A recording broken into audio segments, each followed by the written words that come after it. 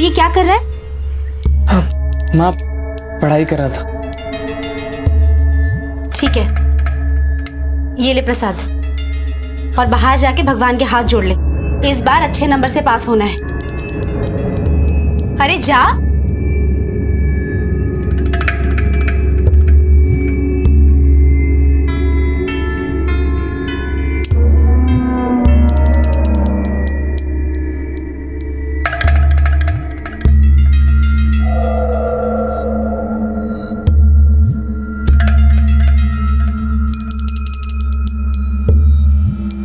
नमस्कार, आदाब।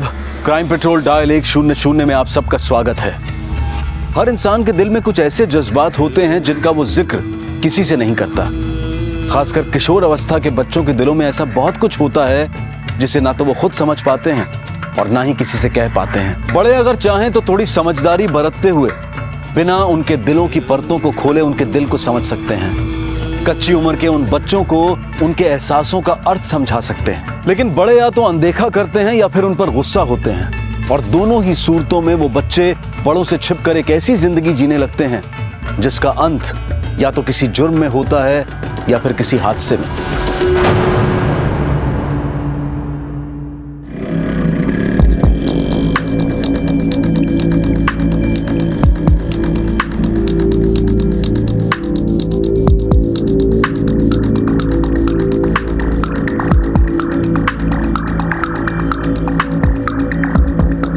अरे डॉली भाभी, वो केशव को देखा क्या आज?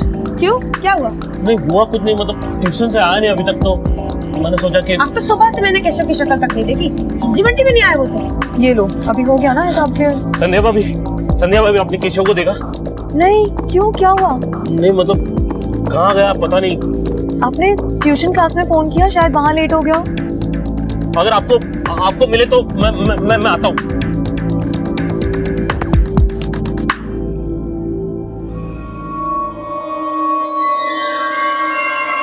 9 बज गए और ये लड़का घर नहीं लौटा। उसके आने तक सब भूखे रहेंगे क्या घर में? पहले पता होता तो फेस पैक लगा लेती मुंह में। सुमित्रा, तुम तो ऐसे बोल रही हो जैसे जानबूझ के देरी से आ रहा है। हो सकता है साइकिल पंक्चर हो गई हो, और वैसे भी हमेशा समय पर आ ही जाता है। हाँ, मिश्री का घोल पिलाकर पैदा किए ना तुम। तो क्या तुम्हारी तरह नीम की निम्बोली का घोल पी के पैदा करती? हाँ, टाइम देख रहे हो, समय देख रहे हो तुम? 9:15 बजे। 6 साढ़े 6 बजे आ जाने वाला बच्चा अभी तक आया नहीं घर पे।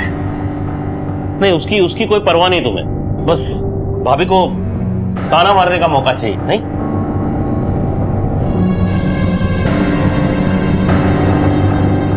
भाभी मैंने मोहल्ले में हर जगह हर किसी से पूछा, लेकिन कुछ पता नहीं चल रहा केशव का।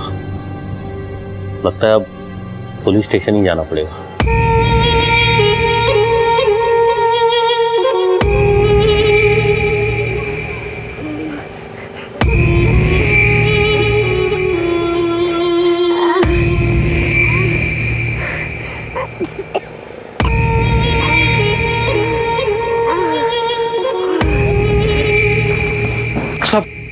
सब मेरा भतीजा केशव साहब पता नहीं कहाँ गया, सब लौटा नहीं घर पर। बैठिए आराम से। सब वो बैठ जाइए। नहीं, वो रोज जाता है सब वो क्लासेस पे, अपने कोचिंग क्लासेस में। 6 साढ़े 6 बजे तक आ जाता है। वो अभी तक आया नहीं। 16 साल का बच्चा है।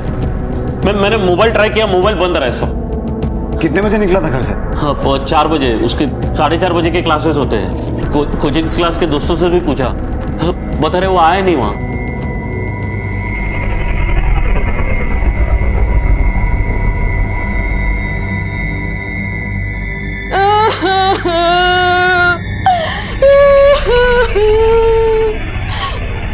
देख क्या रही हो?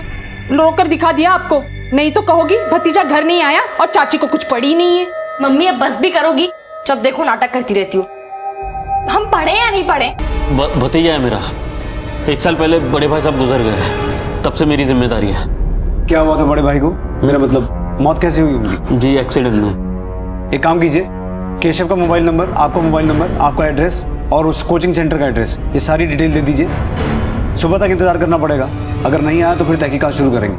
ठीक है सब, लेकिन मिल जाएगा ना? भरोसा रखिए।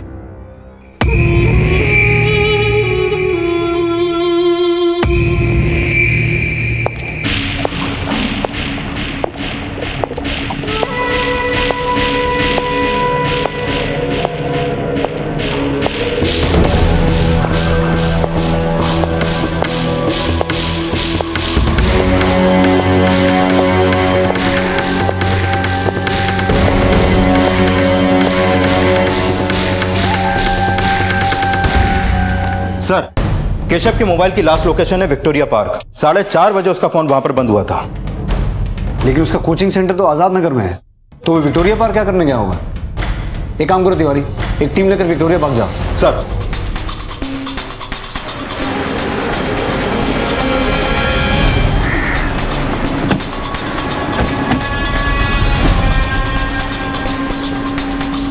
पूरा एरिया सर्च करो।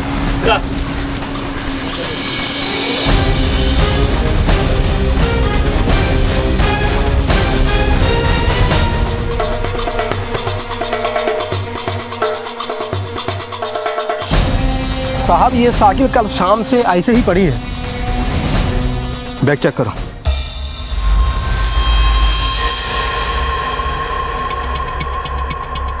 सर, केशव शर्मा,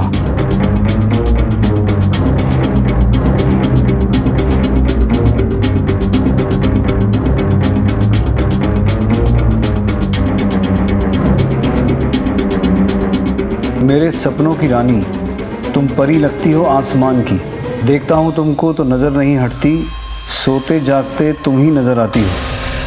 तुमको छूने की तमन्ना जागती है। सर लगता है लड़के को किसी से प्यार हो गया। कहीं से प्यार के चक्कर में किसी लड़की के साथ भाग तो नहीं गया? ये कैसी बातें कर रहे हैं आप? मेरा केशव ऐसा नहीं है। वो किसी लड़की के साथ क्यों भागेगा?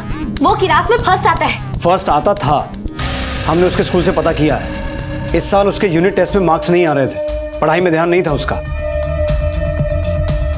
और उसकी किताब से हमें एक कार्ड मिला है, जरा देख के बताइए, ये लिखावट उसी की है ना?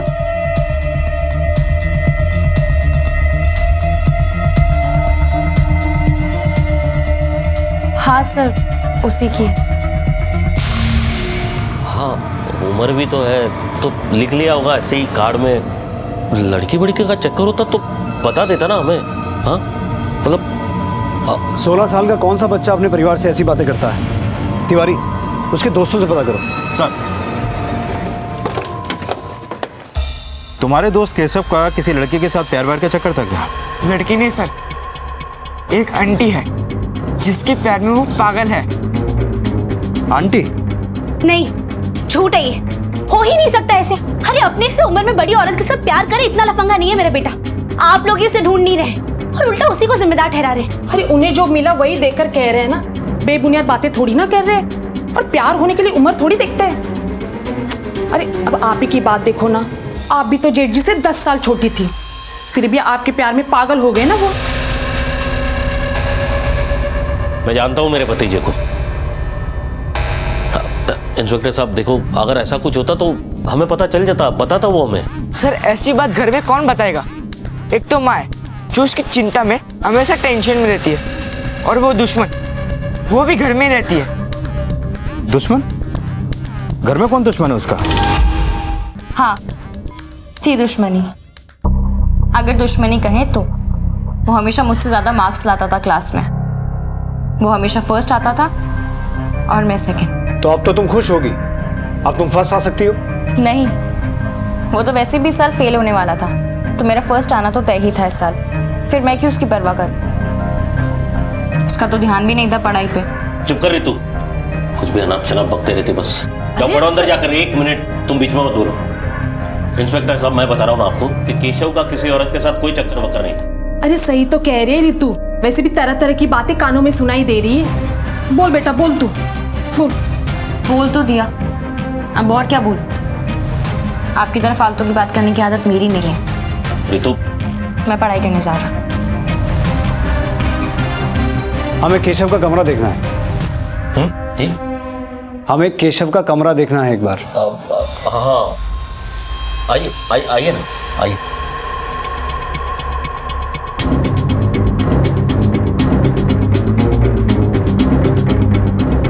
किशोरी, चेक करो।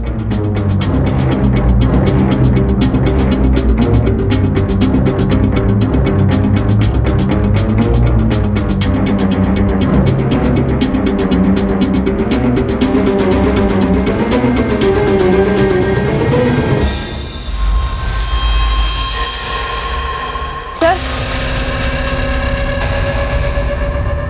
ये मैगजीन और ये बिल।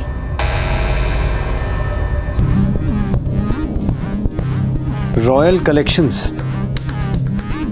एक 16 साल का लड़का इस तरह की किताबें पढ़ता है, किसी के लिए साड़ी खरीदता है, इस बात का क्या मतलब निकालें हम? कुछ बता सकते हैं ये मैगजीन्स कहां से आती होंगी और ये साड़ी किसके लिए खरीदी गई होगी?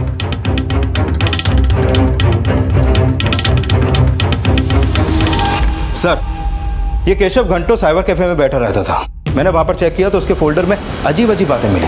मतलब? मैंने उसका फोल्डर अच्छी तरीके से चेक किया। अब इस बात पर कोई शक नहीं है कि उसका किसी आंटी के साथ चक्कर था।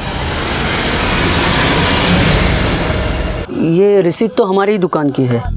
ये साड़ी, हाँ, एक 16-17 साल का लड़का आया था, उसने खरीदी थी। ये ऐसी वाली साड़ी थी सर, बिल्कुल।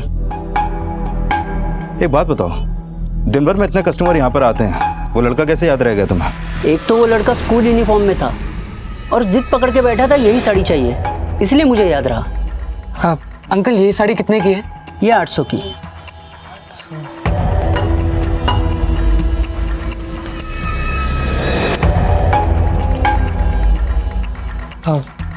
अंकल मेरे पास सिर्फ 700 रुपये हैं। आप मेरे को 100 रुपये कम करके दे दीजिए। नहीं, 800, पूरे 800। अंकल ये मुझे साड़ी बहुत पसंद है अंकल, ठीक प्लीज। है, लेकिन पूरे 800। अंकल मुझे किसी को गिफ्ट करना अंकल, प्लीज। अरे 700 रुपये कर दो ना अंकल, प्लीज। सिर्फ 100 रुपये कम है अंकल, प्लीज कर दो ना अंकल, प्लीज। सर, केशव का साड़ी खरीदना, औरतों वाली मैगजीन पढ़ना और उसके दोस्त मोहित का भी बयान है कि उसको किसी आंटी से प्यार हो गया था। लेकिन वो औरत है कौन तिवारी? सर, उसके स्कूल में कोई लेडी टीचर नहीं है और नई ट्यूशन क्लास में, और उसके कॉल रिकॉर्ड से भी साफ पता नहीं चल पा रहा है कि कोई औरत है उसकी जिंदगी में। हो सकता है घर के आसपास की कोई औरत हो जिसे फोन करने की जरूरत ही ना पड़ती हो। फिर वही बात, मैंने आपको कहा ना मेरा केशव ऐसा नहीं है। हम कोई मनगढ़ंत कहानी नहीं सुना रहे हैं, जो नजर आ रहा है उसी के आधार पर पूछताछ कर रहे हैं। आपको किसी औरत पे शक है? किसी औरत से बातचीत करता था वो? सब मैं बताती हूँ ना सर। हमारी बगल वाली एक औरत है, पूजा। मैंने केशव को 2-3 बार उसके साथ आते जाते हुए देखा है। सुमित्रा, ये अब क्या करे सर, पति को छोड़ दिया है उसने, अब यही सब करेगी ना वो। आंखों देखी कह रही हूँ मैं।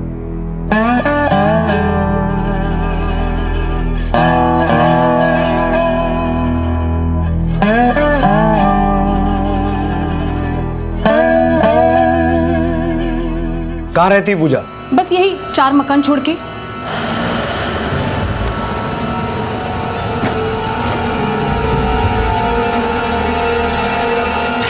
भैया पैसे। केशव एक दिन मेरे घर सामान लेकर के आ गया, इतना उसकी चाची ने देख लिया और आप सब इतनी सी बात से मेरे से पूछताछ कर रहे हैं। एक 16 साल का जवान लड़का गायब हुआ है, पूछताछ तो सबसे होगी, और खास करके उनसे जो उसे जानते हैं। ये अच्छा है, आपने उसकी चाची से ये नहीं पूछा कि उसने मेरा नाम क्यों लिया। मैं बताती हूँ, मैंने अपने पति को छोड़ दिया, तलाक ले लिया उससे और अकेले रहती हूँ, इतना काफी है। पति को छोड़ देने वाली औरत अच्छी कैसे हो सकती है? यहाँ तो लो नेक का ब्लाउज या स्लीवलेस पहन लो तो लोग ऐसे देखते जैसे औरत का चरित्र ही खराब हो। आप ये बताइए, आपका केशव के साथ रिश्ता कैसा था? पड़ोसी के बच्चे जैसा बस। आप उसकी चाची से क्यों नहीं पूछते? वो जो मोहल्ले में डॉली है, जो हर किसी के गले में हाथ डालती है, उसका क्या रिश्ता है केशव से? डॉली? कौन है डॉली? केशव उसको मौसी बुलाता है, पर वो मौसी, छी। 16 सितंबर की शाम 4 बजे के बाद आप कहाँ थी? साहब, मैं घर पे थी। अगर आपको भरोसा नहीं है तो मेरी पड़ोसी चौधराइन से पूछ लीजिए, मैं उससे गाजर का अचार बनाना सीख रही थी। ठीक है, आप जा सकती हैं। तिवारी, हो सकता है पूजा सच बोल रही हो, फिर भी नजर रखना इस पर। सर, अरे साहब, हंसी मजाक करना हमारी आदत है। क्या है ना, गली की हर बिकाऊ चीज की ऑनलाइन सेल्स गर्ल हैं हम। मतलब? अरे साहब, वो होता है ना ऑनलाइन सर्विस, पुराना माल बेचना, किसी का भी सामान बिकवाना हो, घर बिकवाना हो, गाड़ी बिकवाना हो, तो हम सौदा कर देते हैं, कमीशन ले लेते। अब क्या है ना साहब, हमारे पति के पास कोई काम वाम तो है नहीं, उसे नौकरी से निकाल दिया है, तो साहब घर तो चलाना है ना। तो घर चलाने के लिए छोटे बच्चों से हंसी ठिठोली करती हो? अरे साहब, गली का हर बच्चा हमको देख के तो जवान होता है, तो इसमें हमारा क्या कसूर? केशव तुमसे मिलने तुम्हारे घर पे आता था? हाँ साहब, बहुत ही अच्छा लड़का है। अब घर में कभी इस्त्री खराब हो जाए, टीवी खराब हो जाए, तो हम उसे बुला लेते थे, कम पैसे हमारा काम हो जाता था। और वैसे भी रिपेयरिंग के मामले में उसका हाथ बहुत अच्छा है। सर, मोहल्ले में जिससे भी पूछो डॉली के बारे में अजीब बात करता है, जैसे वो कोई तमाशा हो। हर किसी से मजाक करना, कोई शर्म कोई संकोच कुछ नहीं। सर, केशव अभी 16 साल का हुआ है, हो सकता है अट्रैक्ट हो गया हो, और इस उम्र में बहक जाना आसान होता है सर। अगर मान लें तिवारी की डॉली ने ऐसा किया तो उसका केशव के गायब होने से क्या कनेक्शन हो सकता है? सर, कहीं ऐसा तो नहीं कि डॉली के पति को पता चल गया हो केशव के बारे में? लेके आओ डॉली के पति को। हाँ, जलन होती थी केशव को देख के, नफरत करता था मैं उससे, लेकिन इसका मतलब ये नहीं है कि मैं उसे कुछ कर दूं। फूटे कुएं वाली गली में बहुत चर्चे हैं तुम्हारी बीवी के। अब मैं किसी की जुबान तो नहीं पकड़ सकता ना। मर्द हो, जलन तो होती होगी। क्या करूंगा जल के, कुछ काम तो है नहीं, वही कमाती है। मजबूर हो, ऐसा ही समझ लीजिए। लेकिन हमारी गली के लोग साले सब ऐसे ही हैं। मेरी बीवी घुल मिल के रहती है, खुल के हंसती है, तो जलते हैं सब। ये क्या बात हुई? आप इन्हें क्यों उठा के लेकर आ गए? इन्होंने क्या किया है? आप बिना सबूत के किसी को उठा लेंगे क्या? शक की बिना पर लेके आए हैं। फिलहाल सबूत तो नहीं है, इसलिए जा सकते हैं आप। चलो यहां से। तिवारी, मुझे ऐसा लगता है हमने सारी कड़ियों को ठीक से जोड़ा नहीं है। कुछ तो है जो हमसे छूट गया है। एक काम करो, सारे सबूतों को एक बार फिर से देखो, पता करो हमसे क्या छूटा है। सर, केशव के कमरे से जो मैगजीन हमें मिली थी, इसे एक बार फिर मैंने गौर से देखा। क्या पता चला? ये देखिए सर, इस पे अग्रवाल बुक स्टोर का स्टैंप है। पता करो।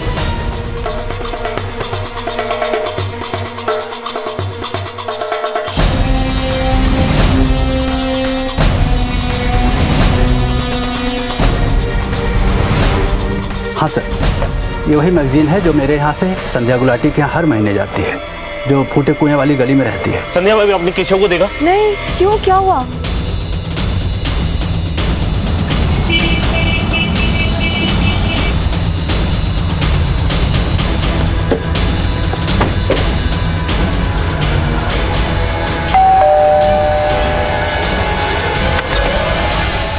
जी, हमें संध्या गुलाटी से बात करनी है। जी, संध्या तो मायके गई है मेरी बेटी श्रुति के साथ। मैं उसका हस्बैंड हूँ, धीरज गुलाटी। कहिए, क्या काम है? केशव को जानते हैं? 16 साल का लड़का है, आपके मोहल्ले में रहता है। हाँ, मेरे घर आता है टीवी रिपेयरिंग के लिए, और भी जगह जाता है रिपेयरिंग के लिए, पर 2 हफ्ते ट्राई किया, टीवी ठीक नहीं हुआ। हमें केशव के पास एक मैगजीन मिली है जो आपकी पत्नी दुकान से लेती थी। शक्ल से तो शरीफ लगता था, चोरी भी करता था। कुछ और मिला उसके पास?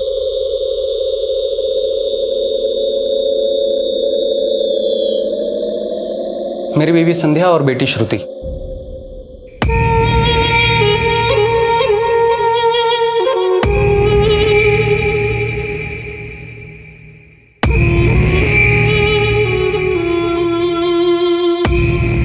आपकी पत्नी मायके कब गई? जी, 16 सितंबर को रात 9 बजे। क्यों? केशव भी 16 सितंबर को ही गायब हुआ था। वो अपने घर से निकला शाम को 4 बजे और संध्या निकली रात को 9 बजे। धीरज ने संध्या के मायके का जो नंबर दिया है, वहाँ फ़ोन करके पता करो कि वो मायके पहुँची भी कि नहीं।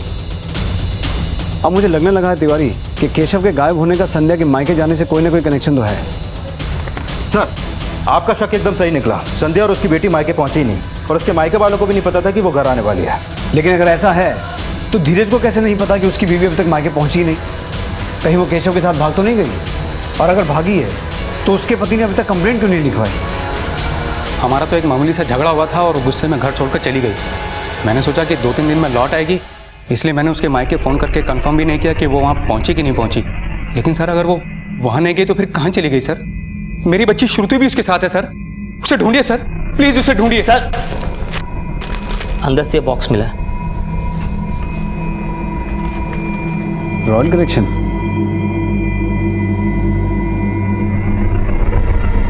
अंकल, ये साड़ी कितने की है? ये 800 की। सर, ये तो वही साड़ी है जो केशव ने खरीदी थी। अब इसमें कोई शक नहीं तिवारी कि केशव के गायब होने में संध्या का भी हाथ है। सर, अगर हम ये मान लेते हैं कि केशव और संध्या दोनों साथ में भागे, तो केशव का फोन बंद हुआ 4:30 बजे और संध्या घर से निकली 9 बजे। तो फिर बीच में 4-5 घंटे केशव था कहाँ? हो सकता है तिवारी कि प्लानिंग ही ऐसी की हो, क्योंकि दोनों अगर एक साथ निकलते तो गली में कोई ना कोई देख लेता। लेकिन सर अगर इन दोनों के बीच में वाकई में कुछ था तो कभी भी गली में किसी ने कुछ नहीं देखा, ऐसा कैसे हो सकता है? एक काम करो तिवारी, संध्या की नौकरानी को थाने बुलाओ। साहब मालिक मालकिन को बिल्कुल पसंद नहीं करते थे। चश्मा कहाँ है मेरा? चश्मा ढूंढ रहा इतनी देर से, चश्मा कहाँ है? तो कहाँ है मेरा चश्मा? मैं परेशान हो गया ढूंढ ढूंढ के। मैं ढूंढ देती हूँ, आप चाय तो पी लीजिए। अरे क्या चाय पी लूं? क्या कोई काम ढंग से करती नहीं हो, कोई चीज ढूंढो वक्त मिलती नहीं है, क्या करती क्या तुम सारा दिन? हर बात पर उनका अपमान करते थे। केशव का आना जाना था घर में?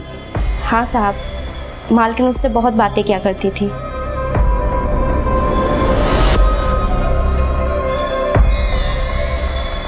केशव आओ चाय पी लो।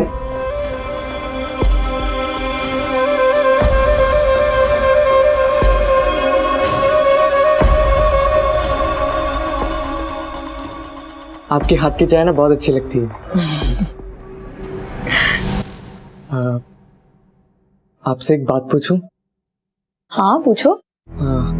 अगर ना आपको दुनिया की किसी एक ऐसी जगह में जाना हो जहाँ पे आप बहुत खुश रहो, वो कौन सी जगह होगी? नदी किनारे, जहाँ मेरा अपना एक घर होगा और कोई लड़ाई झगड़ा नहीं, कोई टेंशन नहीं, सिर्फ एकांत। अगर आप वहाँ पे अकेले रहोगे और आपका टीवी खराब हो गया ना, तो मुझे ही आपका टीवी ठीक करने आना पड़ेगा। केशव के अलावा कोई और आता था कभी? नहीं साहब, कोई और तो नहीं आता था, पर हाँ एक बार केशव का एक दोस्त आया था। कौन? क्या नाम था? साहब हाँ मोहित नाम था उसका। मोहित? हाँ साहब। इसका मतलब मोहित ने हमसे ये बात छुपाई? मैं डर गया था सर, हिम्मत ही नहीं हुई।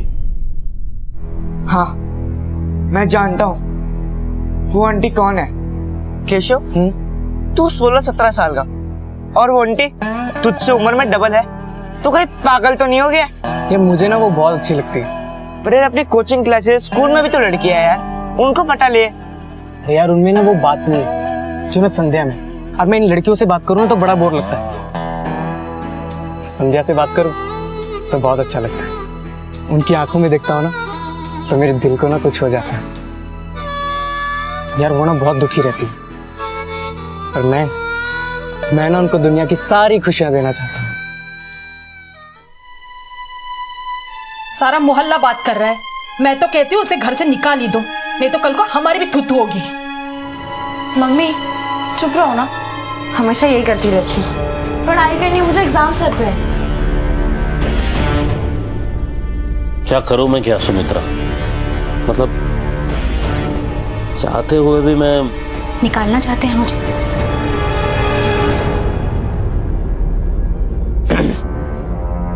अब जानती है कि क्या कुछ नहीं किया मैंने केशव के लिए, पर उससे तो हमारी नाकें कटवा दी। सोचा भाई का लड़का है, जिम्मेदारी है मेरी, पर बर्बाद ही कर दिया उसने हमें। सर संध्या के फोन की लास्ट लोकेशन है पावली खास। पावली खास? हाँ सर। वो तो शहर से 2 किलोमीटर बाहर है, सुनसान जगह है। संध्या वहां क्या करने गई होगी? एक काम करो तिवारी, एक बार होके आओ, देखो कुछ पता चलता है क्या। सर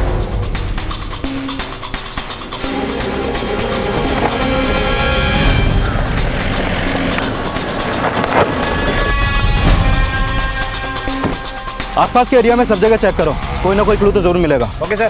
सर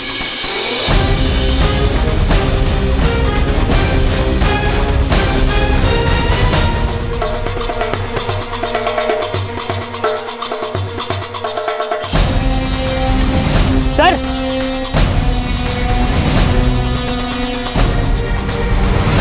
खोदो यहाँ पर।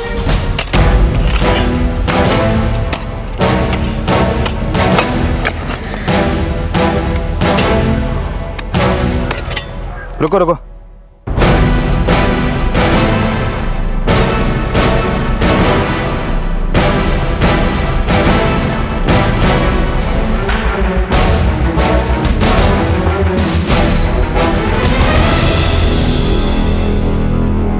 संध्या, संध्या, संध्या क्या हुआ तुम्हें? संध्या सर क्या हुआ मेरी बीवी को? क्या हुआ संध्या? संध्या संध्या संध्या क्या हुआ तुम्हें? संध्या सर ये आप क्या कह रहे हैं? वो मेरी जिंदगी थी। 16 सितंबर की रात से लेके 17 की सुबह तक आप कहाँ थे?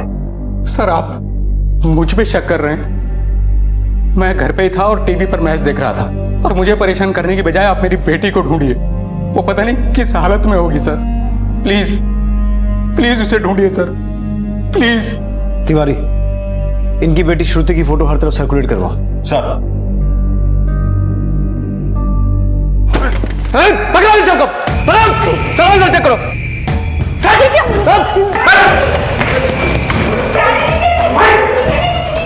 घबरा मत बेटा, चलो चलो। आजा आजा।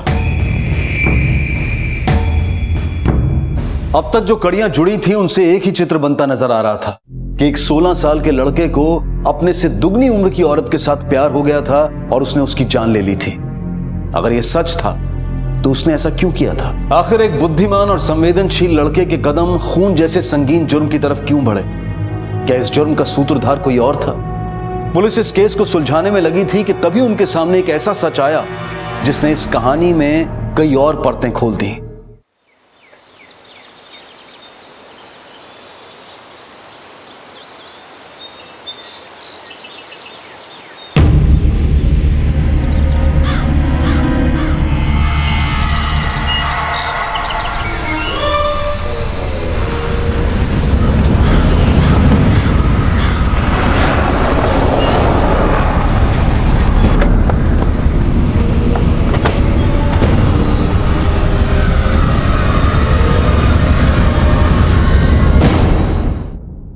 यादव, इसकी बॉडी चेक करो और तुम लोग आसपास का एरिया सर्च करो।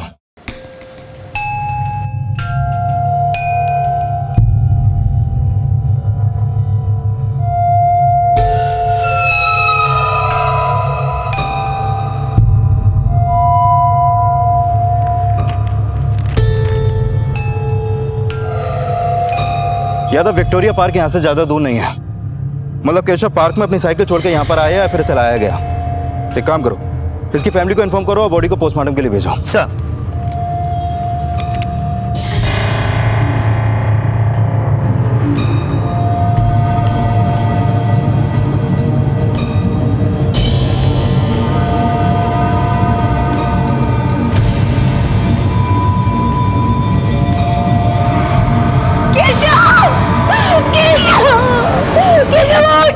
उठ बेटा उठ। केशव, तू ऐसे मुझे छोड़ के नहीं जा सकता। केशव उठ जा, उठ जा बेटा।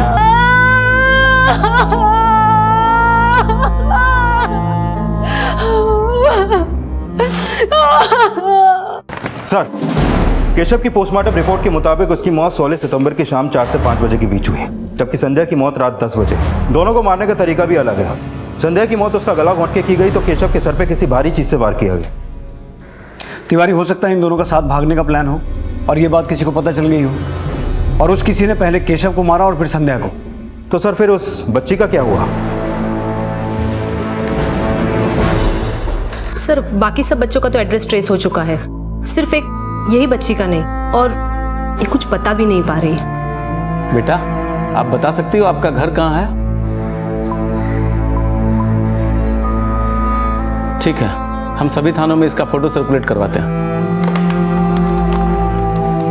तिवारी, मुझे स्ट्रांगली ऐसा लगता है कि केशव के केस में उसके घर का कोई सदस्य इन्वॉल्व है। एक काम करो, उसकी फैमिली के हर सदस्य के कॉल रिकॉर्ड निकालो। या तो उसके घर से कोई है या फिर संध्या का पति, क्योंकि दोनों के पास खून करने का मोटिव है। संध्या के पति को दोबारा बुलाओ। सर आप बेकार में एक बेगुनाह को परेशान कर रहे हैं। मैंने कुछ नहीं किया है, मैं घर पे ही था। सर, मैंने केशव के घर वालों के सबके कॉल रिकॉर्ड चेक किए हैं। उत्कर्ष के कॉल रिकॉर्ड से एक बात पता चली है। केशव के गायब होने वाले दिन और उस दिन से एक दिन पहले भी उत्कर्ष की एक नंबर पे बार बार बात हुई है। 15 और 16 सितंबर को इस नंबर पे बहुत कॉल्स किए थे तुमने। किसका नंबर है ये? हमें मजबूर मत करो कि हम तुमसे जवाब निकलवाएं। अपने आप बता दो। श्याम नाम है उसका। वो पेपर्स देने वाले थे, केशव के परीक्षक। एग्जाम के पेपर बेचता है?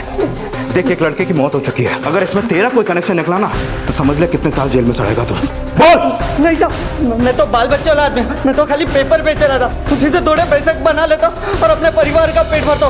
मेरा इसमें कोई हाथ नहीं, सच बोल रहा था।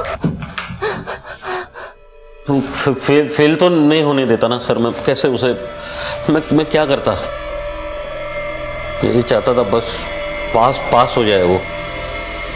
यहाँ मैंने पेपर्स का इंतज़ाम किया और वहाँ वो गायब हो गया। पेपर्स पहुँचा ही नहीं पाया सर मैं उससे। अगर अपने भतीजे के रिजल्ट की इतनी चिंता थी तो उससे बात करनी चाहिए थी, उसे समझाना चाहिए था। तुमने तरीका ही गलत चुना। सर एक minute, Adarsh Nagar police station से एक फोटो आई है, श्रुति से मैच करती है। कंफर्म करो, अगर श्रुति है तो यहाँ बुलवा लो। सर। क्या श्रुति मिल गई? हाँ, मैं अभी आ रहा हूं बस।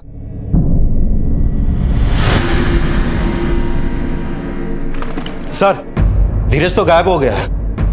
उसका फोन सर्वेलेंस पे डालो, लास्ट लोकेशन पता करो, हमें वो आदमी जल्द से जल्द चाहिए। सर।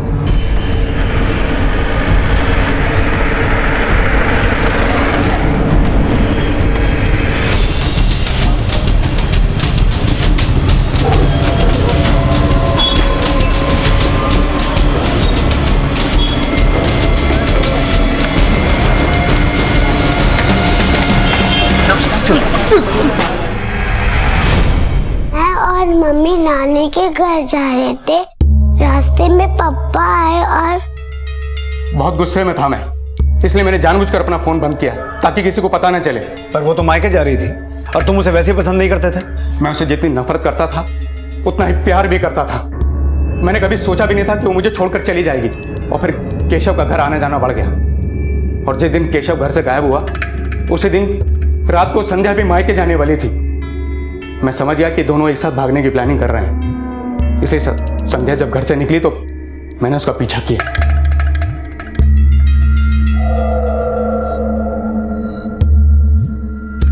संध्या इधर आओ जरा, मुझे तुमसे कुछ बात करनी है।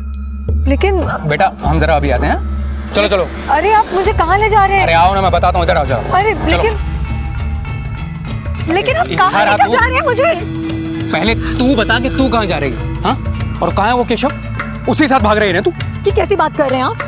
जब देखो तब मेरा अपमान करते रहते हैं और ऊपर से मुझसे ये ऊटपटांग बातें कर रहे हैं। मैं क्या पागल हूँ जो 16 साल के लड़के के साथ भागूंगी? मैं आपसे तंग होकर अपने मायके जा रही हूँ। झूठ बोल रही है तू। पहले बता कहाँ मिलने जा रही है उससे? छोड़िए मुझे और जाने दीजिए। मुझे छोड़ के जाएगी तू? मुझे छोड़ के? हाँ जाऊंगी, बताइए क्या कर लेंगे आप? मैं आज तुझे सीधा ऊपर ही भेज देता हूँ। मार डाला मैंने उसे और पास की बंजर जमीन में गाड़ दिया। मैं डर गया और श्रुति को वहीं छोड़ के चला गया। मुझे लगा था कि लाश कभी किसी को मिलेगी ही नहीं। संध्या सच कह रही थी धीरज, उसका केशव के साथ कोई रिश्ता नहीं था। वो नासमझ बच्चा केशव अपनी कल्पना की दुनिया में खोया होगा। उसे कैसे मारा? नहीं सर, मैंने केशव को नहीं मारा।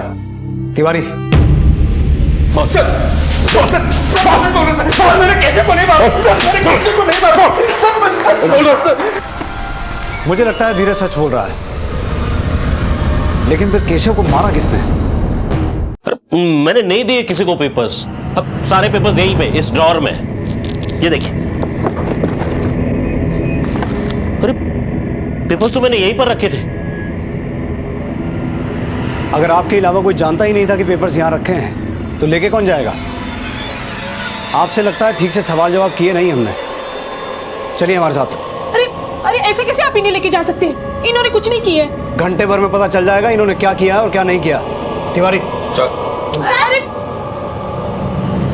इन्होंने पेपर्स नहीं दिए। तो फिर किसने दिए?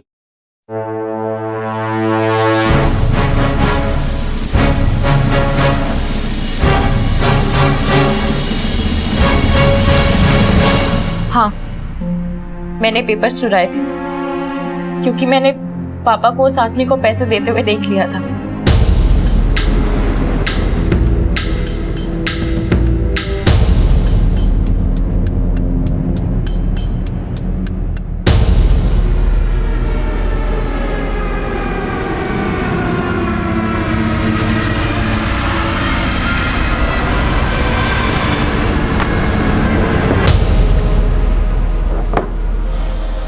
पेपर्स चुराए थे मैं समझ सकता हूँ, लेकिन केशव को जान से क्यों मारा? तुम्हारा भाई था वो। और मैं क्या करती सर? पापा को बस हर वक्त केशव के रिजल्ट की चिंता लगी रहती थी। मैं भी पढ़ाई में अच्छी थी, मुझे भी IIT में जाना था, पर मैं लड़की हूँ इसलिए मुझे कोई सुविधा नहीं हुई। और मम्मी भी बस दिन रात एक ही रट लगाए रहती थी, शादी तो करनी है, शादी तो करनी है, पढ़ लिख कर क्या करोगे? और पापा, उनके भाई क्या गुजर गए, उनके लिए तो केशव ही सब कुछ हो गया। जलन स्वाभाविक है, पर जान से मारना? और केशव तो पढ़ाई में पिछड़ रहा था, तुम्हें तो खुश होना चाहिए था। वो अगर फेल भी हो जाता तो पापा को उसी की चिंता लगी रहती। उसके लिए पेपर्स, और मेरे लिए क्या? 3 लाख रुपए दिए उन पेपर्स के लिए। इतने में तो हमारा एडमिशन किसी अच्छे कॉलेज में हो जाता।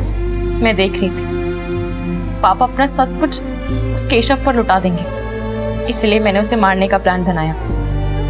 मैंने केशव को कहा कि एक आदमी है जो एग्जाम के पेपर्स देने वाला है, तुम बस साथ चलो।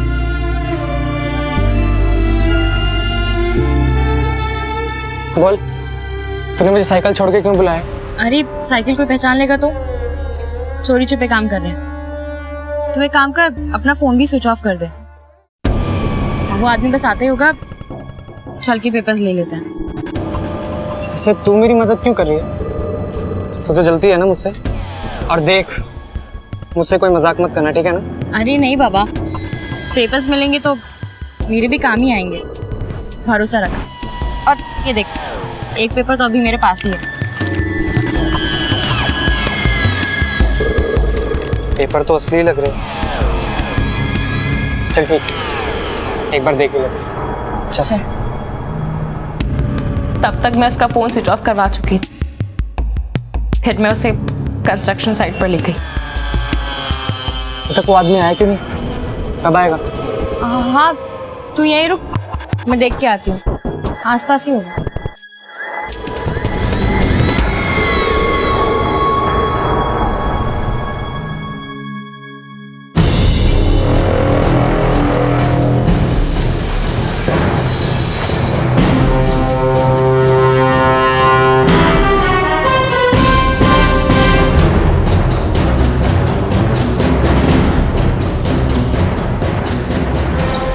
मैंने जो किया मुझे उसका कोई पछतावा नहीं,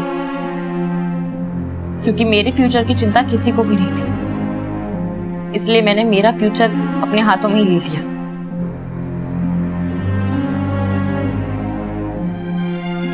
संध्या के खून के जुर्म में उसके पति धीरज को गिरफ्तार किया गया है और उस पर अपनी बेटी को बेसहारा छोड़ने का आरोप भी लगा है। दूसरी तरफ केशव की चचेरी बहन ऋतु को केशव की हत्या के लिए हिरासत में लिया गया है और उसे बाल सुधार गृह में भेज दिया गया है। इस जुर्म का बीज तभी बो दिया गया था जब एक ही घर में बड़े हो रहे भाई बहन के बीच कंपटीशन का माहौल बना और फिर एक की सफलता को लेकर दूसरे के मन में ईर्ष्या का। किशोर अवस्था में एक दूसरे के प्रति ईर्ष्या बेहद स्वाभाविक है।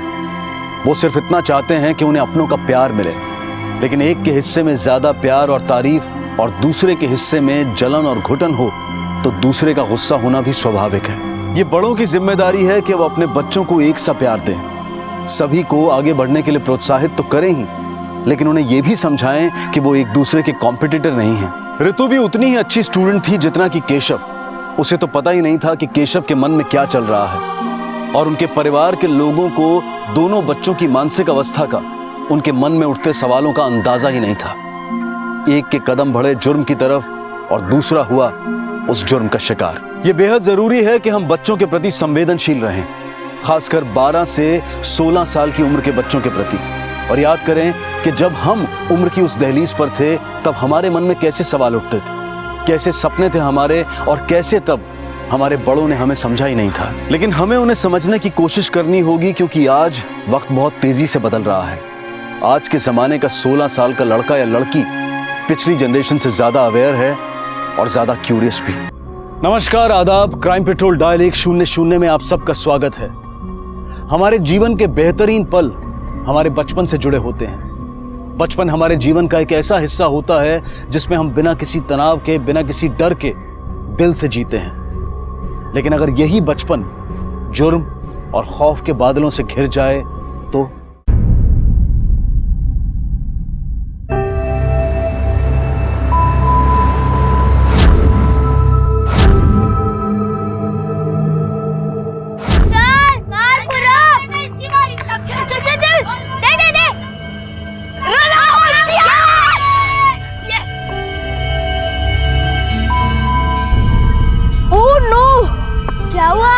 सॉरी यार, अब मैं जाता हूँ, पापा के आने का टाइम हो गया है।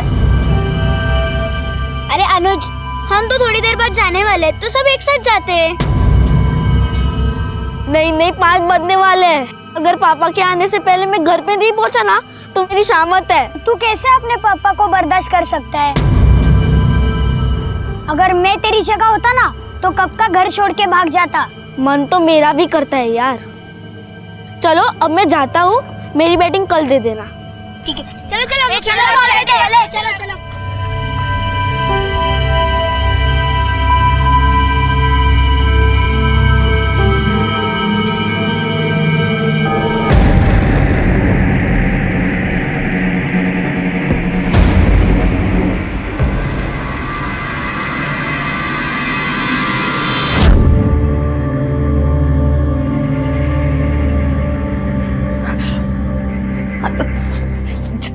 मैं डर गई थी, कितनी डर गई थी मैं। अच्छा हो गया तू पापा आने से पहले आ गया।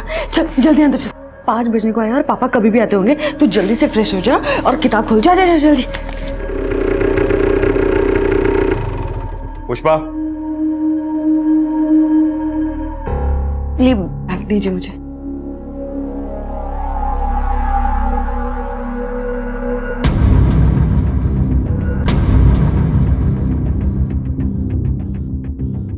मैं आपके लिए चाय और पानी लेकर आती हूँ।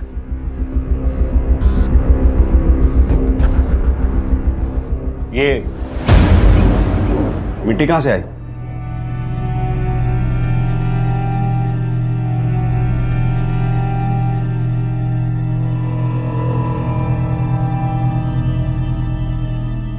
क्या छुपा रही है? कुछ नहीं है। दिखा क्या छुपा रही है?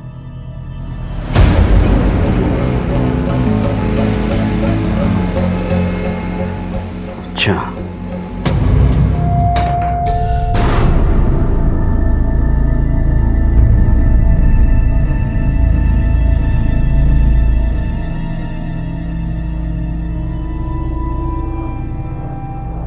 ले दूध पी ले, तेरा दर्द ठीक हो जाएगा।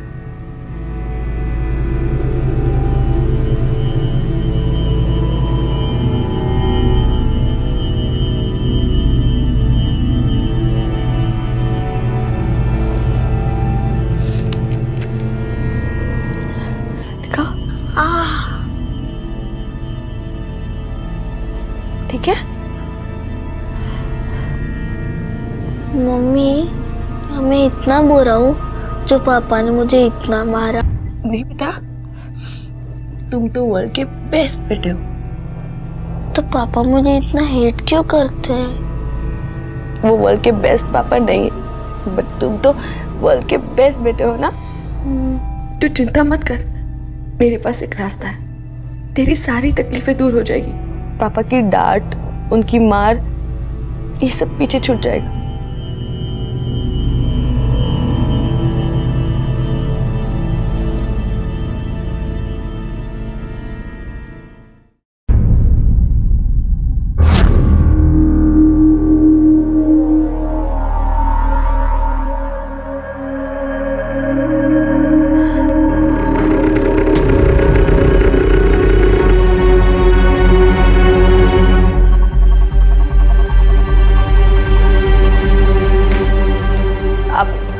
आप आ गए?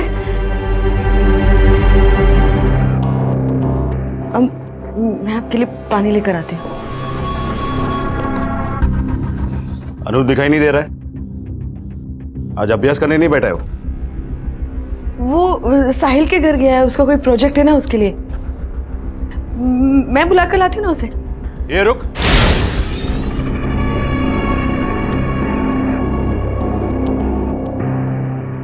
क्या कहा? साहिल के घर पे गया है?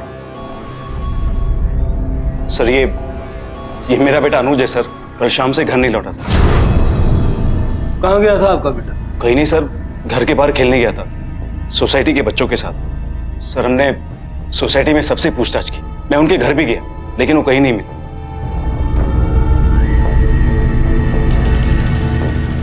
सर सोसाइटी के बच्चों का तो कहना है कि अनुज उनके पास आया ही नहीं। सर 10 साल का है मेरा बच्चा, मैं उसके बिना नहीं रह सकती। आप प्लीज मेरे बच्चे को जल्दी ढूंढिए ना। ठीक है, आप डिटेल्स लिखवा दीजिए। सुनिए सर, आइए।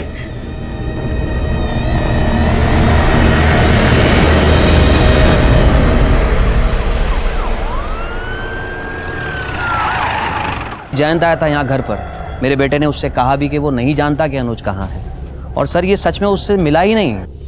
ठीक बेटा, आपको घबराने की कोई जरूरत नहीं है। हाँ, हम बस तुमसे कुछ सवाल पूछेंगे। ये अनुज तुम्हारा दोस्त था, राइट? हाँ सर। वो तुम्हारे साथ खेलने आता था? हाँ। आप लोग यहाँ गली में खेलते हैं? पहले खेलते थे लेकिन अब नहीं। क्यों?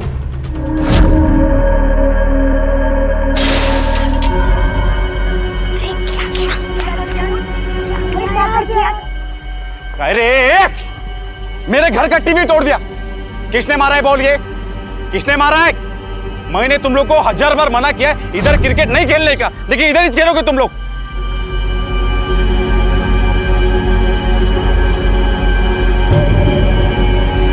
तुम लोग को पढ़ाई नहीं करनी क्या? हे बाबू, क्या हुआ? बच्चे हैं, खेल खेल में होता रहता है ऐसे। तेरे घर का टीवी नहीं टूटा है ना, इसके लिए ऐसा बोल रहा है। अपने काम से काम रख, समझा ना? मेरे काम में टांग मत अड़ा। किसने मारा है बॉल? बोल दो, नहीं तो छोड़ूंगा नहीं किसी को भी। तुमने तोड़ा? Sorry uncle, sorry uncle. Sorry? तेरे दांत तोड़ू, बाद में बोलू सॉरी चलेगा? जयंत, तेरा दिमाग खराब है। बच्चे से कोई ऐसे बात करता है? मेरे को बोलने से पहले ना अपने बच्चे को सिखा कि कैसे जीने का, कैसा खेलने का। इधर खेलता है, खेल का ग्राउंड है क्या इधर? जाओ दे ना, आज चला। ये तू अपने काम से काम रख, समझा ना? मेरे को मत सिखा। जानती नहीं इनको रोज बोलता नहीं खेलने का, लेकिन इधर ही खेलेंगे जानबूझ के मेरे को चिढ़ाने के लिए। ए विजय, मेरे को शाम तक है ना मेरा टीवी ठीक चाहिए, वरना मैं तेरा पूरा घर तोड़ूंगा। घर तोड़ेगा तू? हाँ? घर गया, तेरे को भी तोड़ दूंगा, समझा ना? चल साउकर मत बन बीच में, चल। नहीं खेलेंगे नहीं, चलो ना। शाम तक मेरे को मेरा टीवी ठीक चाहिए। ठीक। सर, सारे बच्चे तो झूठ नहीं बोल सकते ना। और तो और अनुज कल आया ही नहीं था खेलने इनके साथ। देखिए, आपको ऐसे तकलीफ देना हमारा कोई इरादा नहीं था। आपके बेटे की उम्र का ही एक बच्चा अभी तक घर नहीं लौटा, और इसीलिए इस केस के बारे में अच्छे से इन्वेस्टिगेट करना बहुत जरूरी है। सर, अनुज ने मुझे कहा था अगर उसका बस चलते थे ना, वो घर छोड़ के चला जाता था। Oh no! क्या हुआ? सॉरी यार, अब मैं जाता हूँ, पापा के आने का टाइम हो गया है। अगर पापा के आने से पहले मैं घर पे नहीं पहुँचा ना तो मेरी शामत है। तू कैसे अपने पापा को बर्दाश्त कर सकता है? अगर मैं तेरी जगह होता ना तो कब का घर छोड़ के भाग जाता। मन तो मेरा भी करता है यार। और उसके पापा भी बहुत स्ट्रिक्ट है।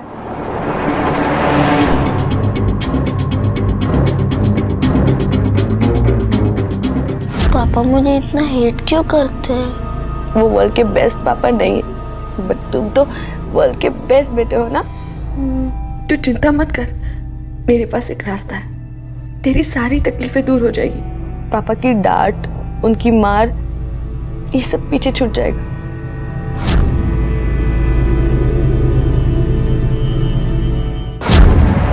सर, बच्चे का फादर स्ट्रिक्ट था, तो कहीं ऐसा तो नहीं कि खुद से वो कहीं चला गया? सर, उसका दोस्त पूरब का भी तो यही कहना है। बच्चे के स्कूल में पता करो, उसके दोस्तों से पूछो, हो सकता है अपने किसी दोस्त से उसने डिस्कस किया हो। सर,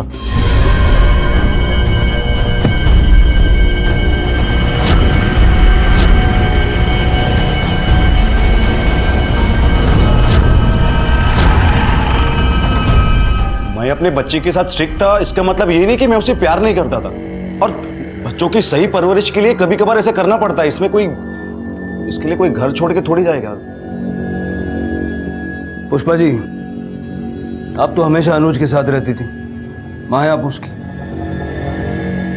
आपको क्या लगता है? अनुज ने मुझे कहा था कि वो खेलने जा रहा है, और मैं मेरे बच्चे को अच्छी तरह से जानती हूँ, वो मुझसे कभी झूठ नहीं बोलता है। मम्मी, अब मैं बड़ा हो चुका हूँ, मैं अपनी शर्ट खुद पहन सकता हूँ। मैं जानती हूँ कि तू बहुत बड़ा हो गया, लेकिन मैं मम्मी हूँ ना, फिर मम्मा को तो आदत है ना। चलो मम्मा, अब मैं जाऊँ? आराम से जाना। हाँ, आज मैं जल्दी घर आ जाऊंगा, ज्यादा नहीं खेलूंगा। बाय। अगर उसने कहा है कि वो खेलने जा रहा है तो वो खेलने गया होगा। अनुज अपने दोस्तों के साथ कहाँ खेलने जाता था? सोसाइटी के पास जो ग्राउंड है वहां पर।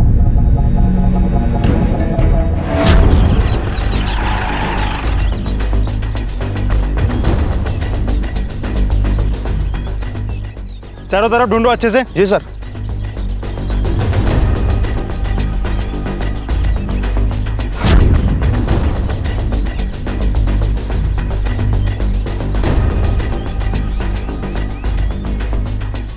सर यहाँ कुछ मिला है सर?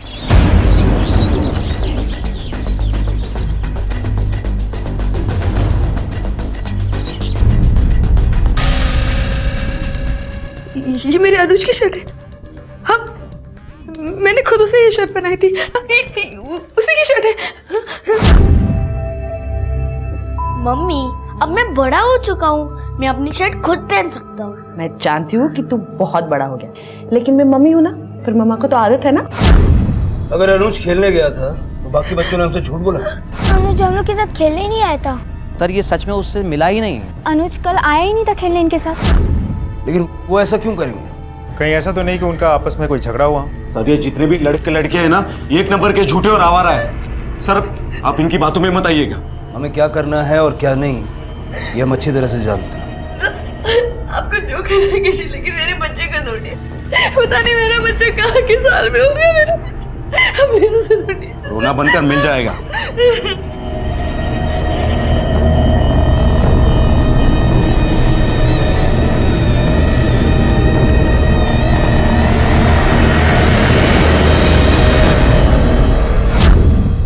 सर मैंने काफ़ी लोगों से पूछताछ की, शक की सुई अनुज के पिता जयंत की तरफ ही घूमती है। हर किसी का यही कहना है कि बहुत गुस्से वाला है, बर्ताव भी बहुत अजीब सा है। अनुज के लापता होने के बाद काफ़ी लोगों ने जयंत को अनुज को ढूंढते हुए देखा था। हो सकता है अनुज उसे मिल गया हो और गुस्से के मारे जयंत के हाथों कोई अनहोनी हो गए और उस पर पर्दा डालने के लिए वो ये सब कर रहा है। कितने बजे निकला था जयंत अनुज को ढूंढने के लिए? करीब 5:15 से 5:30 के बीच। 5:15 से 5:30। अनुज दोपहर के 3 बजे घर से निकला था, तो 2 घंटे अनुज कहाँ होगा? शिंदे कहीं ऐसा तो नहीं कि ये बच्चे हमसे कुछ छुपा रहे हैं या कोई उन्हें मजबूर कर रहा है हमसे कुछ छुपाने के लिए? मुझे लगता है अनुज उनके साथ खेलने ही गया होगा।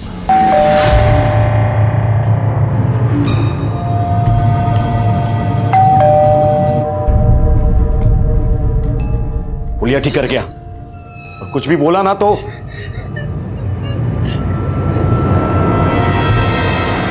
क्या बात? काफी आवाजें आ रही थी आपके घर से। सर मेरे बेटे के बारे में कुछ पता चला? पुष्पा जी का कहीं नजर नहीं आ रही। हमें उनसे भी बात करनी है। आपको जो बात करनी है आप मेरे से भी कर सकते हैं। पुष्पा जी आपको क्या लगता है अनुज अपनी मर्जी से घर से भागा होगा? सर मेरा बेटा घर से क्यों भागेगा? और आपको ऐसा क्यों लगता है कि हम यहाँ ये बताने के लिए नहीं आए कि हमें ऐसा क्यों लगता है। तो मेरा बेटा अपनी मर्जी से कहीं जा ही नहीं सकता? पुष्पा जी आप तो अनुज की माँ हैं, अनुज के बारे में हर छोटी बात जानती होंगी। ऐसा कुछ है जो आप हमें बताना चाहती हैं? सर हमें पुष्पा जी से अकेले में कुछ बात करनी है। लेकिन सर वो प्लीज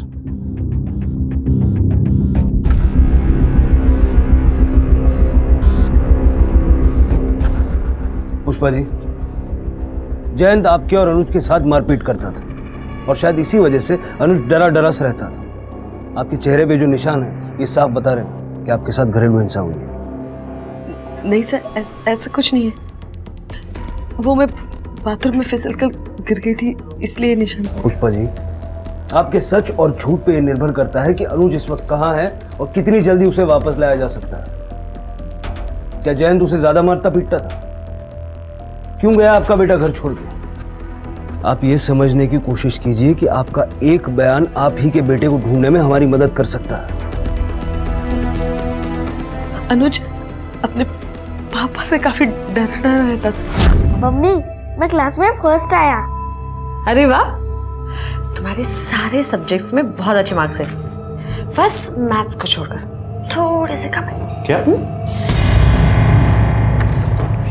मैथ्स में कम आ गए इसे? नहीं, अनुज क्लास में फर्स्ट आया है। अरे मैथ्स में मार्क देखे, पिछली बार से 5 कम है। ऐसे ही चलता रहा ना तो ऊपर से नहीं नीचे से फर्स्ट आएगा तू। नहीं पापा, आई प्रॉमिस मैं अच्छे मार्क्स लाऊंगा। मैं अपने बच्चे के बिना नहीं जी सकती। प्लीज मेरे बच्चे को ढूंढिए।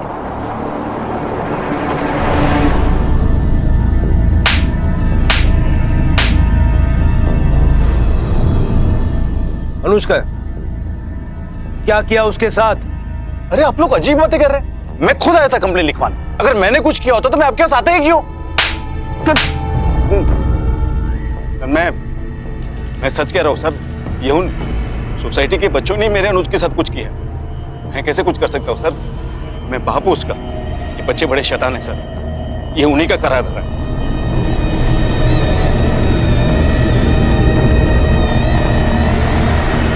इस केस में अनुज का पिता जयंत पुलिस के शक के घेरे में था, लेकिन जयंत के एंगल में पुलिस को अब तक ऐसा कोई सबूत नहीं मिला था जो जयंत को दोषी साबित कर सके। और इसी बीच इस केस में एक ऐसा पड़ाव आया जिसने इस केस की दिशा और दशा दोनों ही बदल कर रख दी। जयंत! जयंत दरवाजा खोल! अरे इतना बेल क्यों बजा रहा है? जयंत मेरा बेटा कहाँ है? ये कॉलर छोड़ मेरा! चढ़ा के रखे क्या? मेरे को क्यों पूछ रहा है? मेरा दिमाग में सटका, मेरा बेटा कहाँ, चुपचाप बता दे, समझा? तेरा बेटा किधर है मेरे को कैसे पता होगा? मैं जानता हूँ मेरे बेटे को तूने छुपाया है, और मैं अभी तक पुलिस के पास नहीं गया हूँ, समझा ना? जाना तो जाना, धमकी किसको दे रहा है? डरता है क्या मैं? तू ऐसे नहीं बताएगा। देख मैं क्या करता हूँ, जानता हूँ। जो करना है ना कर, इधर ही खड़ा हूँ मैं। अब तो तू क्या, तेरे बाप भी बताएगा। और तुम लोग क्या है, नाटक चल रहा है क्या इधर? चलो अपने घर आ जाते हैं। आया बड़ा धमकी देने। सर मैं 100% श्योर हूँ वो कमीने जयंत ने मेरे बेटे को गायब किया है। सर मेरा बेटा स्कूल से निकला था घर जाने के लिए, लेकिन अभी तक घर नहीं पहुंचा। आप साहिल की फोटो दीजिए, हम तुरंत उसे ढूंढना शुरू कर दें। सर प्लीज जल्दी कुछ कीजिए सर, मुझे बहुत डर लग रहा है। Sir please. फिलहाल आप जा सकते। Thank you sir. इस फोटो को चारों तरफ सर्कुलेट करो, खबरियों को एक्टिव करो, और इनके घर से लेकर साहिल के स्कूल तक के एरिया को अच्छी तरीके से खंगालो, और पता करो कि उस दौरान जयंत कहाँ था। जयंत अपने बेटे के गायब होने के पीछे सोसाइटी के बच्चों को जिम्मेदार समझता। सर मुझे पूरा यकीन है कि अनुज को गायब करने में इन्हीं का हाथ है। किसकी बात कर रहे हो? सर हमारी सोसाइटी के लड़के, ये उन सोसाइटी के बच्चों ने मेरे अनुज के साथ कुछ किया। हो सकता है कि उसने बदला लेने के लिए ऐसा किया।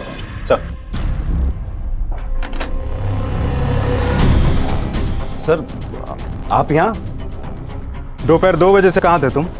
क्यों सर? जो पूछ रहा हूँ उसका जवाब दो। नहीं सर, मतलब मैं घर पे ही था, कहीं नहीं गया।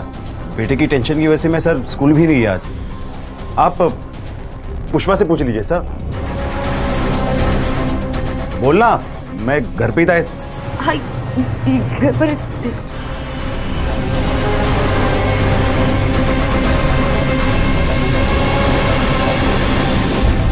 सर मैंने बच्चे की फोटो चारों तरफ सर्कुलेट कर दी, जैन से भी पूछताछ की है, लेकिन उसका कहना यह है कि उस वक्त वो घर पे ही था। मैंने पुष्पा से भी ये बात कंफर्म की है, लेकिन पुष्पा मुझे थोड़ा सा अंडर प्रेशर लगी, इसीलिए मैंने जैन के कॉल ट्रायंगुलेशन रिकॉर्ड मंगवाए।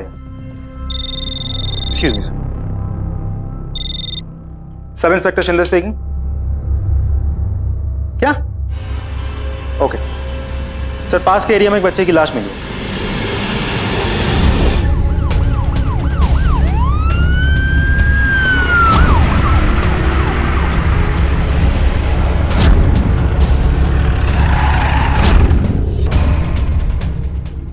एक तर टाकीमध्ये सर मुलाची बॉडी अवघा टाकीमध्ये हो ते टाकीमध्ये।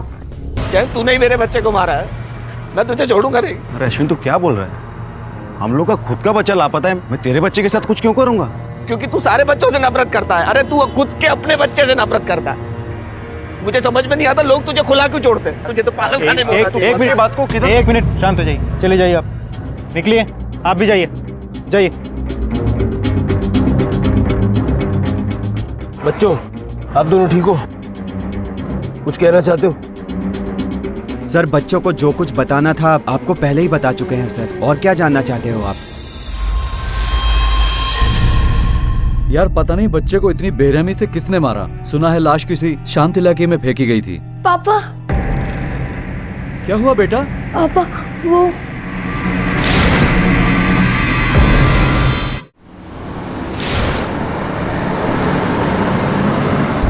देखो बेटा, डरने की कोई बात नहीं, हम है ना? बोलो। सर जिस दिन अनुज मिसिंग हुआ था ना, उस दिन हमने आपसे सच नहीं बोला था, और हमारी अनुज के साथ लड़ाई हुई थी। अरे अरे जल्दी करो, अरे नहीं जल्दी करो, जल्दी करो। अरे नहीं मैं आउट नहीं हूँ, तू चीटर है, तुम लोग चीटर हो। हम लोग चीटर है, तू चीटिंग कर रहा है। अरे तू चीटिंग कर रहा है।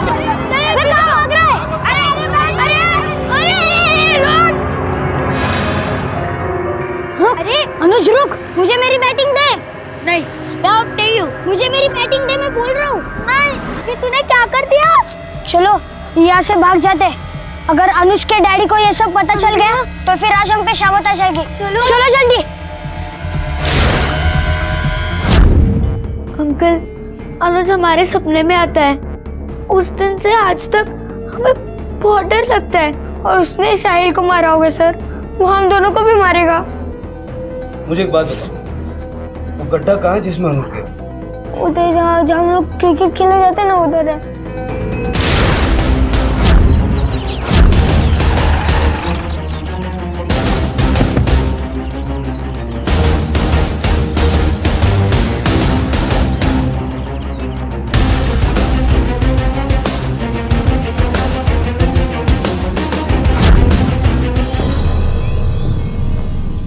सर मैं कह रहा था आप लोगों से, इन राक्षसों ने मेरे बच्चे के साथ कुछ किया। मैंने कहा था इनकी उम्र पे मत जाओ, लेकिन आपने मेरी एक बात नहीं सुनी। सर कहाँ है मेरा बेटा अनुज? पूरब और प्रीति ने हमें अनुज के इसी गड्ढे में गिरने के बारे में बताया था। हम भी इस मामले को समझने की कोशिश कर रहे हैं। अनुज को ढूंढना हमारी प्रायोरिटी है। आप लोग शांति से काम लीजिए। सर हमारा बच्चा मिल नहीं रहा है, वो किस हालत में होगा हमको पता नहीं, और आप कह रहे हम शांति से काम ले। सर अगर मेरे बच्चे को कुछ हुआ ना, मैं उन बच्चों को छोड़ूंगा नहीं सर। आप कुछ नहीं करेंगे। क्या करना है और क्या नहीं करना है ये हम तय करेंगे। अपने आप पे काबू रखिए। कितनी डालो? 7 फीट। शिंदे, आखिर अनुज है कहाँ? वो गड्ढा तो सूखा हुआ है। ऐसा तो नहीं कि गड्ढे में गिरने से अनुज की मौत ना हुई हो और बाद में उसे होश आ गया हो। लेकिन सर अनुज गड्ढे से बाहर कैसे निकला होगा? क्योंकि बच्चे के हाइट के हिसाब से गड्ढा काफी गहरा था। इतनी गहराई में से उसके लिए अकेले बाहर निकलना ऑलमोस्ट इम्पॉसिबल है। तो किसी ने शायद बाहर निकलने में उसकी मदद की होगी। दो बातें हैं शिंदे, या तो गड्ढे में गिर के अनुज की मौत हुई तो फिर किसने अनुज की लाश को बाहर निकाला, और अगर गड्ढे में गिर के अनुज मरा नहीं तो फिर वो कौन था जिसने अनुज को गड्ढे से निकलने में मदद की? लेकिन सर एक बात समझ में नहीं आ रही है, इन सब से साहिल का क्या कनेक्शन हो सकता है, और उसकी मौत क्यों और कैसे हुई? साहिल की मौत के बाद यह केस एक ऐसे भंवर में फंस चुका था जहां से किनारे तक पहुंचना मुश्किल था। पूरब और प्रीति ने जो कुछ भी पुलिस को बताया था वो काफी शॉकिंग था। उनके बयानों ने इस केस में अनगिनत सवालों के ऐसे तीर छोड़े थे जिन्हें जरूरत थी बस सच की एक ढाल की। अनुज कहां था, किस हाल में था, इसका किसी को कोई अनुमान नहीं था। अनुज के गायब होने का साहिल की मौत से क्या कनेक्शन था, इस राज पर से भी पर्दा उठना भी बाकी था। और इसी बीच साहिल की पोस्टमार्टम रिपोर्ट आई, जिसके आते ही सबके होश फाख्ता हो गए। सर साहिल के पोस्टमार्टम रिपोर्ट आ चुकी है। रिपोर्ट बहुत शॉकिंग है सर। मरने से पहले बच्चे के साथ काफी हद तक फिजिकल टॉर्चर हुआ था, यहाँ तक कि उसके प्राइवेट पार्ट्स भी बुरी तरह से इंजर्ड है।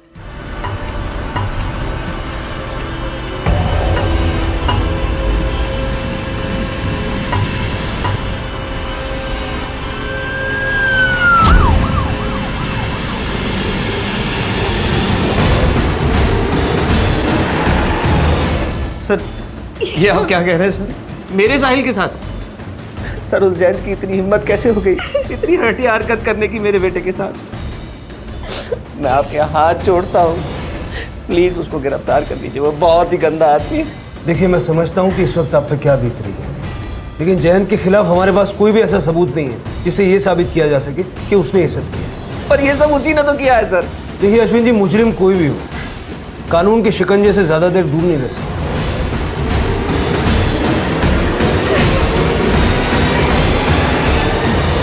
बेचारा साहिल। लेकिन सर, आपको अनुज के बारे में कुछ पता चला? क्या आप हमें कुछ बताना चाहती हैं? सब मुझे पता है कि आपको लग रहा है कि साहिल को जयंत ने मारा, लेकिन ऐसा नहीं है। वो गुस्से वाले हैं, लेकिन वो ऐसी हरकत कभी नहीं कर सकते। वो स्कूल में टीचर है और उन्हें अच्छी बुरी की समझ है। और एक टीचर होके वो घर में अपनी बीवी बच्चे के साथ मारपीट करता है। सही कहा है आपने, अच्छे और बुरे की बहुत अच्छी समझ है उसने।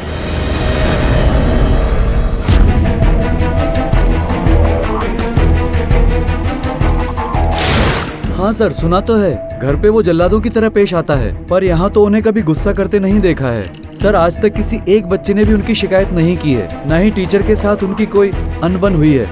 अगर ऐसा होता तो हम एक्शन ले चुके होते। Thank you. पुष्पा ने जयंत का फेवर क्यों लिया? सस्पेक्ट जयंत है, लेकिन ये पक्का नहीं बोल सकते कि सब कुछ उसी ने किया है। कहीं ऐसा तो नहीं कि साहिल को किसी और ने मारा हो? कोई ऐसा जिसके साहिल के परिवार से गहरी दुश्मनी थी। सर लेकिन अनुज का कोई अता पता नहीं है, मुझे तो उसकी फिक्र हो रही है सर। अनुज की फोटो सारे न्यूज़पेपर में छपवा दो और स्टेट के सारे पुलिस स्टेशन में सर्कुलेट करवा दो। उसके बारे में एक छोटी से छोटी खबर भी हमारे लिए बहुत इंपॉर्टेंट साबित हो सकती है। Okay sir.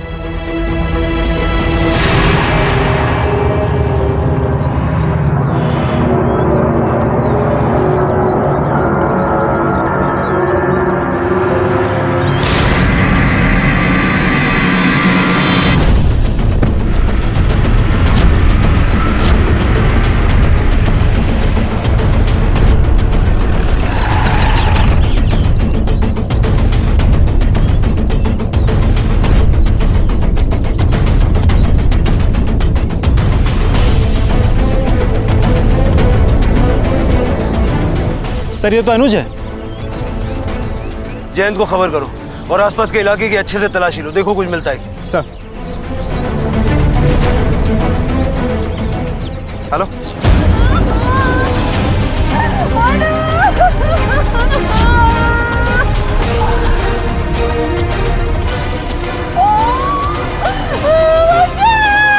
बॉडी को पोस्टमार्टम के लिए भेजो।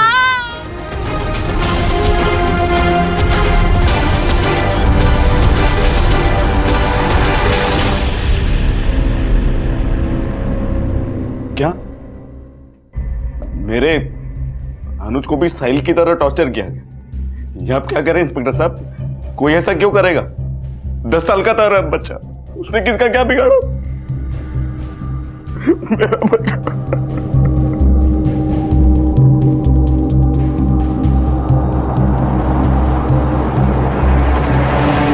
सर मुझे नहीं लगता साहिल और अनुज के मर्डर के पीछे जयंत का हाथ हो सकता है, कोई और भी हो सकता है सर। शिंदे, लेकिन हमने इन दोनों फैमिलीज का बैकग्राउंड भी तो चेक किया, दुश्मनी वाले एंगल में भी कुछ खास हाथ नहीं आया। सर, मुझे आपको एक बात बतानी है। बोलिए। मुझे नहीं पता ये बात कितनी ठीक है, लेकिन अनुज जब भी क्रिकेट खेल कर आता था वो मुझे कहता था कि कोई उसका पीछा कर रहा है।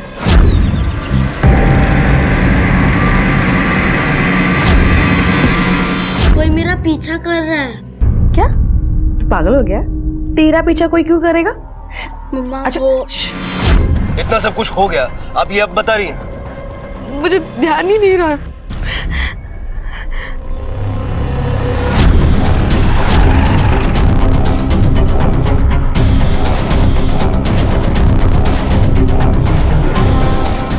शिंदे, होना हो ये किलर कहीं आसपास का ही है। दोनों बच्चे एक ही सोसाइटी के थे। किलर ने बच्चों को अच्छे से फॉलो किया है, उनका डेली रूटीन ठीक से समझा है। सर मुझे तो लगता है अनुज को उस कुएं से इसी हत्यारा ने निकाला होगा। जरा पता करो आसपास के लोगों ने कोई किसी आदमी की सस्पिशियस मूवमेंट देखी है क्या? मुझे लगता है पूरब और प्रीति से हमें फिर से बात करनी होगी। सर। बेटा, आप दोनों को कहीं भी आते जाते हुए ऐसा लगा कि कोई आपका पीछा कर रहा है? कभी कभी लगता था, मुझे उस दिन लग रहा था कि कोई हमारा पीछा जरूर कर रहा है।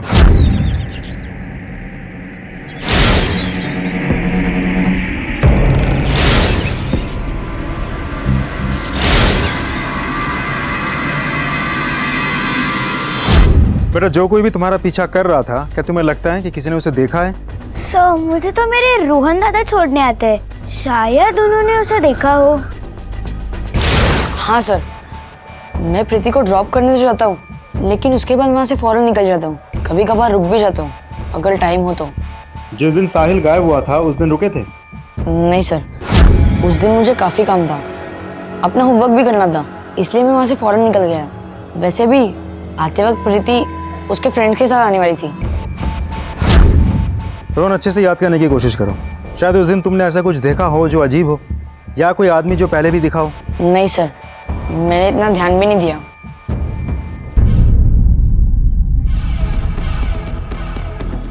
सर, मैंने सारे फैमिलीज के बारे में अच्छे से चेक किया।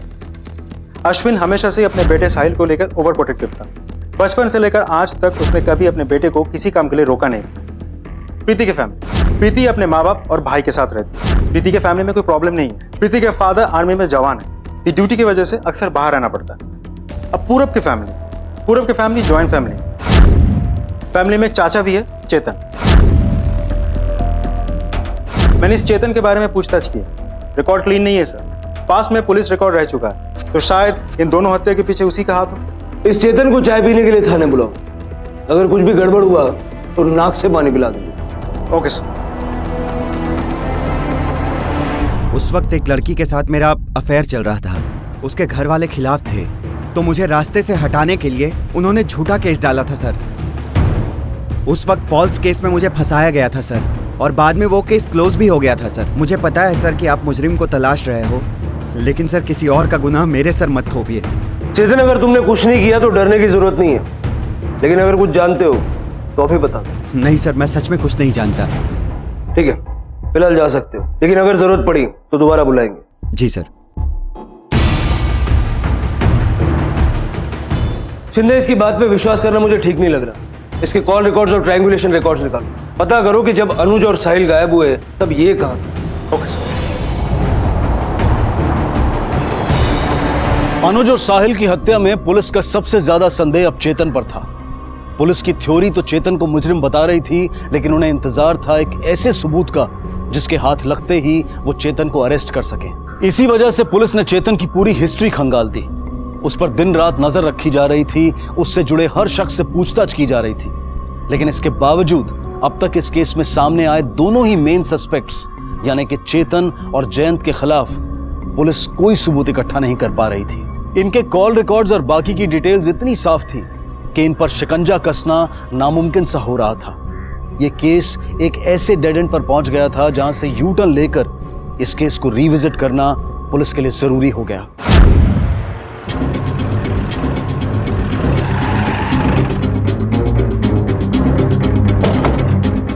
सर, मैंने दोनों प्राइम सस्पेक्ट चेतन और जयंत को अच्छे से चेक कर लिया। कॉल डिटेल्स और बाकी बिनाहों पर तो दोनों क्लीन लगते हैं। शिंदे, कोई तो ऐसा सुराग है जो अब तक हमें मिला नहीं और जिसकी वजह से किलर आजाद घूम रहा है।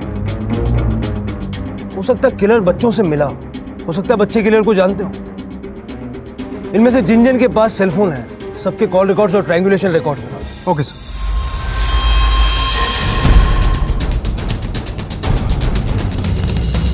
ये देखिए सर, दोनों जगह पर मौका वारदात पर यह नंबर एक्टिव।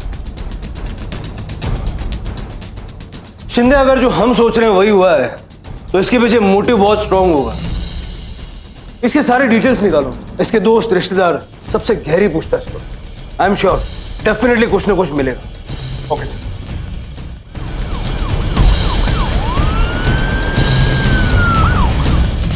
रोहन, साहिल और अनुज की मौत कैसे हुई? सर, ये सवाल आप मेरे रोहन से क्यों पूछ रहे हैं? ये सवाल मैं रोहन से इसलिए पूछ रहा हूँ क्योंकि रोहन का मोबाइल उन दोनों लोकेशन पे एक्टिव था जहां से हमें साहिल और अनुज की लाश मिली। रोहन, तुमने कहा कि उस रोज तुम जल्दी चले गए। उस दिन मुझे काफी काम था, अपना होमवर्क भी करना था, इसलिए मैं वहां से फौरन निकल गया। तुमने झूठ बोला था। तुम्हारे मोबाइल लोकेशन से मैं पता चला कि तुम कहीं नहीं गए थे, वहीं थे।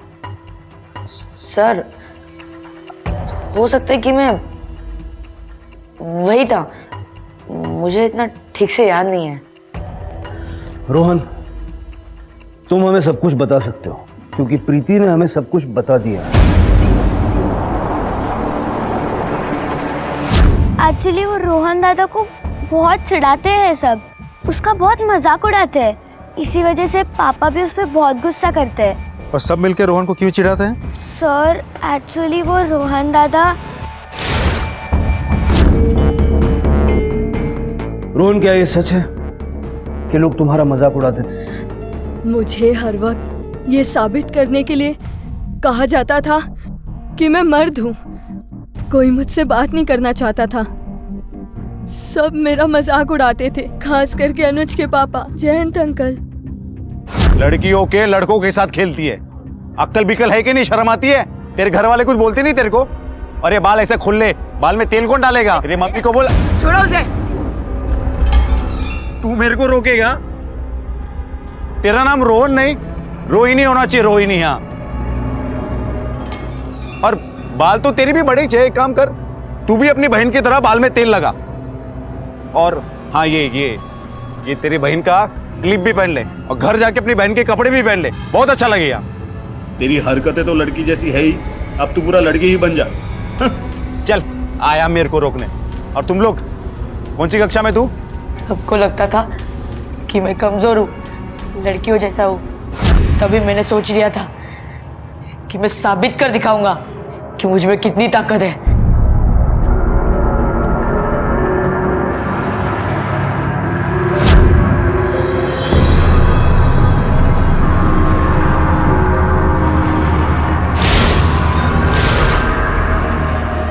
अनुज, अनुज उठ।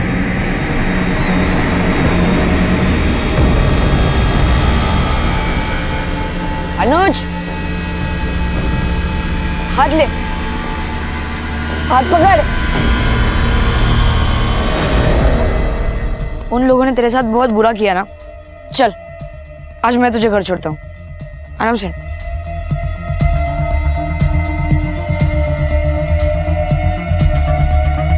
जब कल तक मेरा मजाक उड़ाने वाले आज मेरे सामने हाथ जोड़कर मुझसे भीख मांग रहे थे कि मैं उन्हें छोड़ दूं, अनुज के बाद साहिल को भी मैंने इसी वजह से मारा। उन दोनों को मार के मेरा कॉन्फिडेंस वापस आ गया। अब कोई मुझे ये नहीं कह सकता कि मैं कमजोर हूं, मैं लड़कियों जैसा हूं। अब सब मुझसे डरेंगे, सब। रोहन,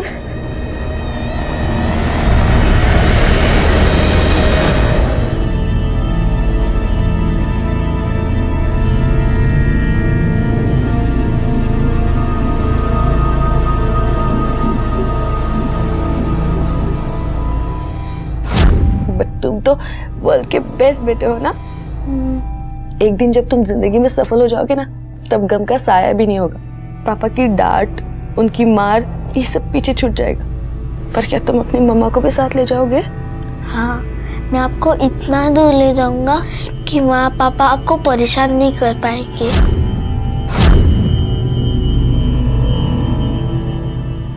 हम अक्सर आज की जनरेशन पर ताने कसते हैं। ये कहते हैं कि आज के बच्चे मॉरल वैल्यूज और संस्कारों से बहुत दूर हैं। हमें अक्सर ऐसा लगता है कि उनमें किसी चीज की कमी है, लेकिन क्या इस सब के लिए सिर्फ वो बच्चे जिम्मेदार हैं? ये हम सब के लिए बेहद जरूरी है कि हम अपने बच्चों के मन को समझें, उनकी तकलीफों को उनके साथ बैठकर दूर करें। जिस तरह से आजकल की भागदौड़ की जिंदगी में हमारा जीवन कठिन हो चुका है, उसी तरह से बच्चों के कंधों पर भी बोझ पड़ा है। बच्चों के भविष्य, उनके सुख दुख और उनकी बाकी की हर चीज के लिए हम जिम्मेदार हैं। पुष्पा और जयंत ने अपना बच्चा तो खोया ही, लेकिन इसी बीच कहीं ना कहीं उन्होंने अपने रिश्ते को भी खो दिया। साहिल के घर में भी मातम का माहौल है। रोहन की उम्र कम होने की वजह से उसे जुवेनाइल होम भेज दिया गया, जहां उसे स्पेशल साइकोलॉजिकल ट्रीटमेंट भी दिया जा रहा है। अब मैं अनूप सोनी आपसे विदा लेता हूं, फिर मुलाकात होगी अगले एपिसोड में एक और चौंका देने वाले केस के साथ। तब तक अपना और अपने परिवार का ख्याल रखें और देखते रहें क्राइम पेट्रोल डायल 100। सबक एक को, सीख हम सबको। जय हिंद। क्राइम पेट्रोल के और भी दिलचस्प कहानी देखने के लिए हमारे चैनल को सब्सक्राइब करें और बेल आइकॉन दबाना न भूलें।